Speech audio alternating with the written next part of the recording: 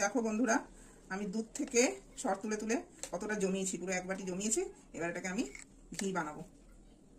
দেখতে থাকো কি করে ঘিটা বানাবো।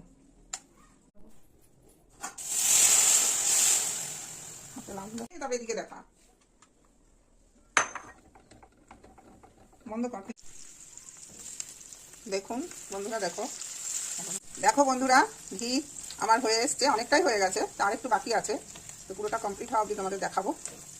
তো দেখতে থাকো, একদম ঘরে বানানো ঘি, ভীষণ টেস্টি হবে খেতে গরম গরম ভাতের সাথে। দেখো বন্ধুরা, ঘি পুরো কমপ্লিট হয়ে গেছে। এবার এটাকে আমি ঠান্ডা করে ছেঁকে নেব। দেখতে পাচ্ছ পুরো কমপ্লিট।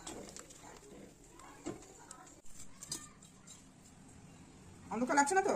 হ্যাঁ, না না, ছাঁকলে ভালো হতো, কাপড়ে ছাঁকলে ভালো হতো। কি কথা বলিস না।